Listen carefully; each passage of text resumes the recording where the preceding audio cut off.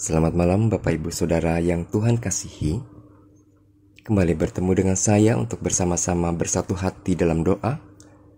Selasa 16 Mei 2023. Tema hari ini saya berjudul Kasih dan Damai. Sebelum kita sama-sama merenungkan firman Tuhan, mari kita berdoa. Tuhan, bukalah hati dan pikiran kami untuk merenungkan firman-Mu malam ini. Amin. Bacaan Alkitab kita diambil dari 1 Petrus 3 ayat 8 sampai ayatnya yang ke-12. 1 Petrus 3 ayatnya yang ke-8 sampai ayat yang ke-12. Dan akhirnya, hendaklah kamu semua seia sekata, seperasaan, mengasihi saudara-saudara, penyayang dan rendah hati.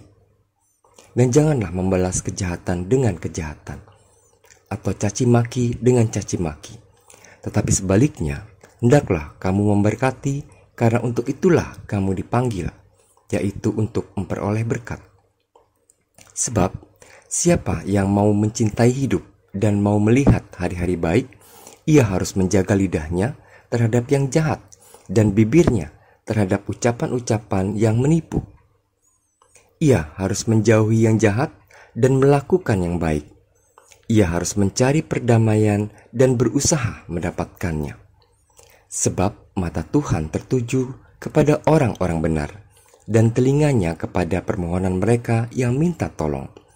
Tetapi wajah Tuhan menentang orang-orang yang berbuat jahat. Demikian firman Tuhan.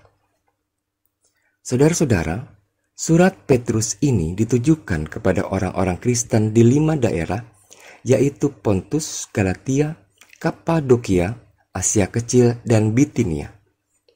Isi surat ini meliputi beberapa hal, antara lain keselamatan yang terkait etika, relasi dengan sesama orang Kristen, penatua, kekudusan, juga tentang hidup dalam penganiayaan. Dalam surat ini, Petrus yang ingin ditekankan adalah cara hidup dengan identitas Kristen yang benar, meskipun jemaat mengalami penderitaan hidup. Pada bagian ini, Petrus menjelaskan beberapa hal mengenai relasi dengan sesama orang Kristen, termasuk dalam konteks keluarga. Yang pertama, sikap terhadap sesama orang Kristen. Di sini, Petrus menekankan tentang prinsip hidup dalam kasih yang tercermin dalam 5 hal, yaitu seia sekata atau homofron, seperasaan atau sympates,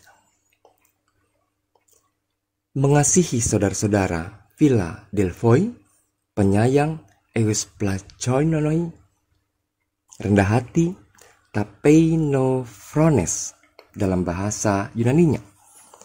Kelima hal ini, jika diterapkan, jemaat yang saat ini sedang dalam penderitaan, hal ini pasti sangat meringankan. Mereka tentu dapat bertahan, saling menopang, dan saling menguatkan. Hal yang kedua, sikap terhadap orang-orang non-Kristen. Rasul Petrus menyadari bahwa penganiayaan yang terjadi di masa itu adalah hal yang memang harus dihadapi.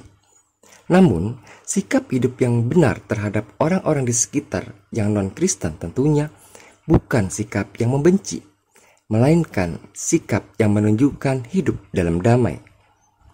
Dalam hal ini, Petrus mengajak jemaat untuk tidak membalas kejahatan dengan kejahatan.